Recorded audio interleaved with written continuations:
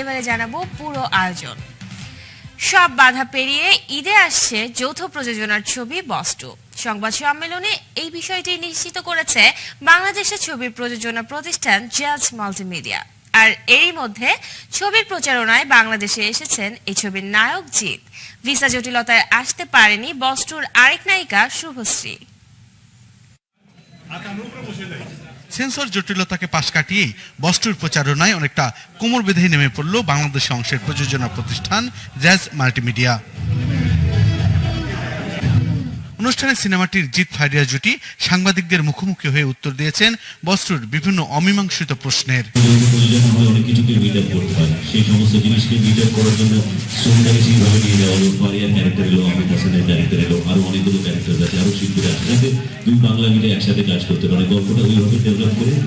বস 2 ক্যারিয়ারে আরো একটি সেরা কাজ, কারণ এই সিনেমাটার মধ্যে অনেক ভেরিয়েশন, অনেক ডিফারেন্ট কাজ করার সুযোগ পেয়েছি, যেটা হয়তো বা আগে সিনেমাগুলোতে করার সুযোগটা হয়নি।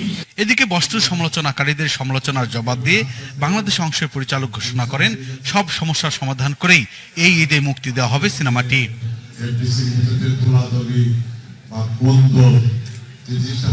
খুবই অশুভ হচ্ছে, কেন করছে সেটা জানি না।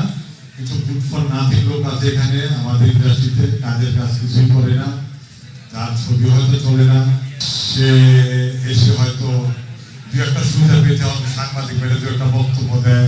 ভারতবর্ষের পুলিশের নেই। গত বছর ঈদে জিৎ অভিনীত বাদশা দ্য ডন সিনেমাটি ভারতের পাশাপাশি বাংলাদেশেও দর্শক প্রিয়তা পেয়েছিল। তাই সেই সফলতার ধারাবাহিকতা এবারও বস 2 মুক্তি পেলে সাম্প্রতিক সময়ে জনপ্রিয়তার সকল রেকর্ড ভঙ্গ করবে, এমনটাই দাবি সিনেমার পরিচালক ও অভিনেতাদের। 71 ঢাকা। সবাই ঠিক করে জানেন ব্যাংককের বাস। ঈদের ছবি বস 2-র আইটেম গান আল্লাহ মেহেরবানের কথা পরিবর্তন করে হিয়ারা মেহেরবান দিয়ে প্রকাশ করলো প্রযোজনা প্রতিষ্ঠান জাজ মাল্টিমিডিয়া। মঙ্গলবার টালিউড সুপারস্টার জিতের উপস্থিতিতে সংবাদ সম্মেলনে উপস্থাপন করা হয় এই গানটি। এর আগে তুমুল সমালোচনার মুখে আইনি নোটিশ জারির পর 30 মে ইউটিউব চ্যানেল থেকে আল্লাহ মেহেরবান গানটি সরিয়ে নেয় আনন্দযোগ। 2013 সালে পশ্চিমবঙ্গে মুক্তি পায় জিৎ ও শুভশ্রী অভিনীত ছবি বস বর্ন টু রুল। তেলুগু ছবির রিমেক করা 4.5 কোটি বাজেটের ওই ছবিটির আয় ছিল প্রায় 7 কোটি। আসছে এর sequel boss 2 back to rule. শুধু টালিউডই না, যৌথ প্রযোজনায় তৈরি এই সিনেমা মুক্তি পাবে 2 বাংলায়। ছবিতে জিৎ শুভশ্রীর সাথে যোগ দিয়েছেন ঢাকায় নায়িকা নুসরাত ফারিয়া। আনন্দযোগ দর্শক, এই মুহূর্তে আনন্দযোগের সাথে যোগ দিচ্ছেন বস 2 ছবির নায়ক জিৎ। জিৎ, শুরুতেই আপনাকে শুভেচ্ছা জানাচ্ছি। বস ছবিটি রিলিজ পাওয়ার পর এই ঈদে আসছে বস 2। তো বস তেলুগু ছবির রিমেক ছিল, বস 2 এর গল্পটি কেমন হতে পারে, আর এই ছবিটিতে আপনার চরিত্র সম্পর্কে জানতে চাচ্ছি। আপনার নাম কি?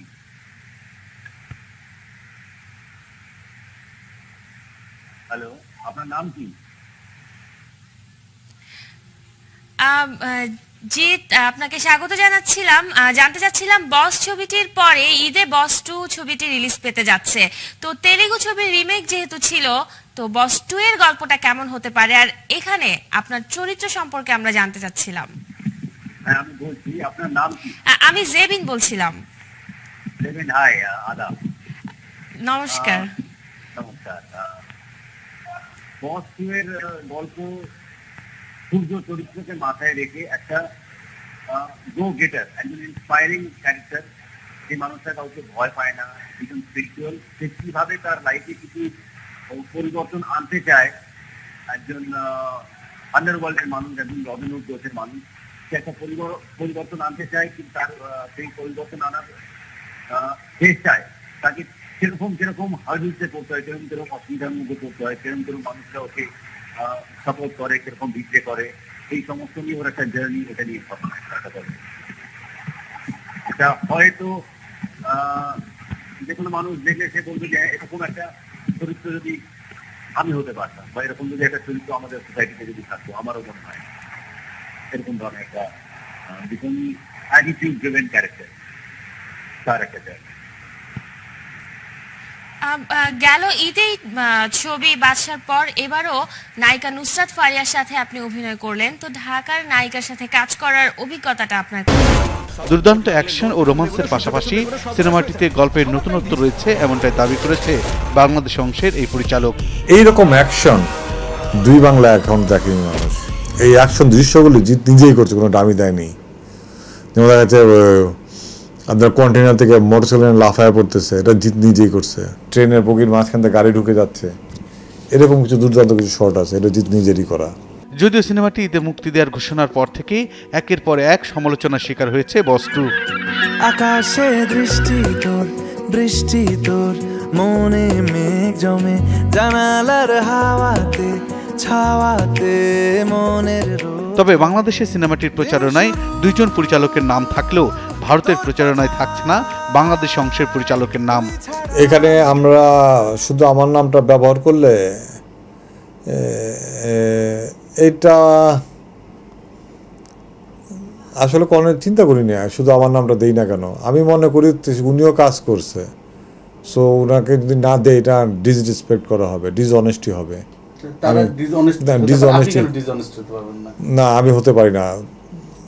আমি ওরা হয়তো আবার প্রোডাকশন হাউসের নাম দেয় না, অনেক সময় দেখা যাচ্ছে। হ্যাঁ, অত আমি তো দেখতেছি আমার প্রোডাকশন হাউসের নাম দিচ্ছে না। এদিকে সিনেমাটির সব সমালোচনাকে গুড বাই জানিয়ে এবারের ঈদেই মুক্তির সব প্রস্তুতি সম্পন্ন করেছে এই প্রযোজনা প্রতিষ্ঠান। উত্তরবঙ্গের দিকে জিতের ছবির একটু চাহিদা, যে 40টা হল পাইছে গতবার, সেই 40টা হলই ছিল উত্তরবঙ্গের হলগুলি। এখন যদি দক্ষিণবঙ্গের হল কিছু ঢুকতে পারে, এবং গত বছর বাদশাহ ছবিটা ভালো ব্যবসা করছে, এবং এই বছর যে বস টু টেইলর এটা ভালো লাগছে, তারপর সামনের প্রমোশন আইসা হল মালিকটা সাধারণত 5-7 দিন আগে যায়।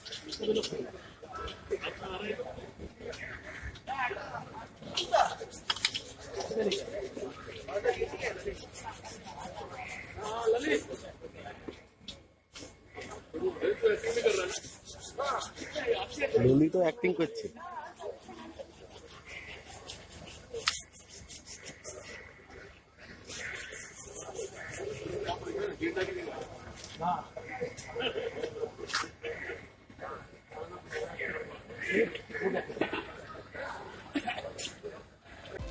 আবারও আলোচনায় জাজ মাল্টিমিডিয়া। তবে এবারের বিষয়, এই প্রযোজনা প্রতিষ্ঠানটির ঈদের ছবি বস টুর গান আল্লাহ মেহেরবান। সিনেপাড়া থেকে শুরু করে সারা দেশে বইছে আলোচনা আর সমালোচনার ঝড়। এরই মধ্যে গানটি নিয়ে একজন আইনজীবীর আইনি নোটিশ জারি, অনেকটাই জ্বলন্ত আগুনে ঘি ঢালার অবস্থা।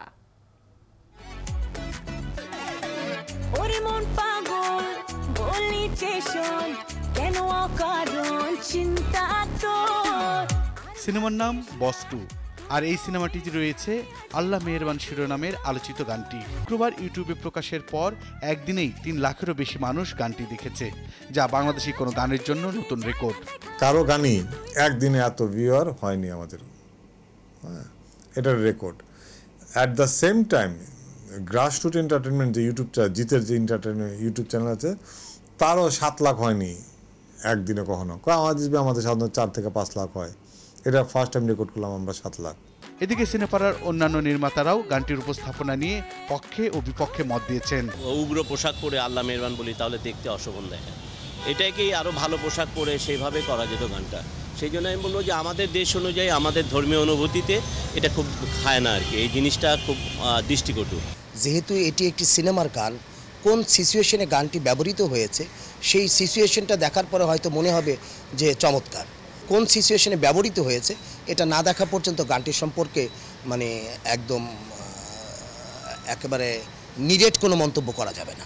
সিচুয়েশনে আমি তো যে কোনো অবস্থায় আল্লাহর নাম নিতেই পারি, এমন না যে আমাকে একেবারে টুপি পরে আল্লাহর নাম নিতে হবে। একটা মেয়ে যদি রেপটো হইতে যায় তখন তো সে আল্লাহর নাম নিতে পারে, উলঙ্গ অবস্থা, তো খারাপ কিছু না। ইউজ ডিরেক্টর কিভাবে করছে, ইউ হ্যাভ টু ওয়েট, আপনাকে ওয়েট করতে হবে। গানটি নিয়ে আলোচনা যখন তুঙ্গে, ঠিক তখনই সুপ্রিম কোর্টের একজন আইনজীবী ধর্মীয় অনুভূতিতে আঘাত আনার অভিযোগে আইনি নোটিশ জারি করেছেন যেন গানটি ইউটিউব থেকে সরিয়ে নেওয়া হয়। কিন্তু বাংলাদেশ অংশের প্রযোজনা প্রতিষ্ঠান সাব জানিয়ে দিয়েছেন তারা আপাতত গানটি সরাবেন না। আপনার যদি ভালো না লাগে, আপনি কিন্তু জোর করে কেউ ইউটিউবে দেখাচ্ছে না। ইউটিউব কিন্তু এমন না যে টিভি অটো ওপেন হয়ে যাচ্ছে, আপনি টাকা খরচ করে দেখতেছেন জিনিস। আইটেম গানের ড্রেস এরকমই থাকে, শুধু আপনারা যে বলতেন কথার সাথে গানের পোশাকের মিল নাই, এটা হলে গেলে আপনারা মিল পাবেন, সিনেমা হলে গেলে। প্রযোজন প্রতিষ্ঠান জাজ মাল্টিমিডিয়া সিনেমা অঙ্গনে আসার পর থেকেই বিভিন্ন ইস্যুতে একের পর এক আলোচনার জন্ম দিয়েছে। সে আলোচনার ধারাবাহিকতায় এবার যুক্ত হলো আল্লাহ মেহেরবান শিরোনামের এই গানটি। এই গানটা যখন সিনেমার ভিতর দিয়ে দেখবেন তখন আর খারাপ লাগবে না। গানটা সিনেমার ভিতরে একটা গল্পের ভিতর দিয়ে চলে গেছে, এটা কোনো ইন্ডিভিজুয়াল কোনো গান না সিনেমাতে। তবে সিনে সমালোচকদের অনেকে মত দিয়েছেন সারা দেশে গানটি নিয়ে যে আলোচনা ঝড় বইছে তার কারণেই মুক্তির পর সিনেমাটি দেখতে দর্শকেরা হুমড়ি খেয়ে হলে ছুটে আসবে। আল্লাহ মেহেরবান মওলা মেহেরবান আল্লাহ মেহেরবান মওলা রে। বুলবুল আহমেদ জয়, ৭১, ঢাকা। কোরবানির ঈদে আসছে সিনেমা দুলাভাই জিন্দাবাদ। একটি গানের দৃশ্যায়ন ছাড়া এরই মধ্যেই শেষ হয়েছে ছবিটির শুটিং। মুনতাজুর রহমান আকবর পরিচালিত বিগ বাজেটের এই ছবিটিতে অভিনয় করছেন দীপজল, মৌসুমী, বিদ্যা সিনহা মিম, বাপ্পি চৌধুরী সহ আরো অনেকে। পারিবারিক, সামাজিক ও অ্যাকশন ধারার এই ছবিতে দর্শক ধরে রাখার সব ধরনের রসদ আছে, এমনটাই বললেন ছবিটির কলাকুশলীরা। দৃশ্য থেকে শুরু করে শেষ দৃশ্য পর্যন্ত দর্শক অনেক সময় ছবি দেখলে বোরিং হবে বা ভালো লাগবে না, এই সিন ভালো না, ওই সিন ভালো না, কেমন হলো এটা হলো। এই জন্য আমি মনে করি যে এবার দর্শক সেরকম বলার সুযোগ পাবে না। অনেকদিন পরে একটা এরকম বড় বিগ কাস্টের ছবি করার সুযোগ পাইছি, এটা বিশেষ করে নাদের ভাইয়ের কাছ থেকে। নাদের ভাই এই সুযোগটা করে দিচ্ছে প্রডিউসার হিসেবে। তো এটা হয়তো সেই সুযোগ না দিলে এরকম ছবি হয়তো নির্মাণ হতো না। ছোট লোকের বাচ্চা, সে কৈফিয়ত কি তোকে দিতে হবে?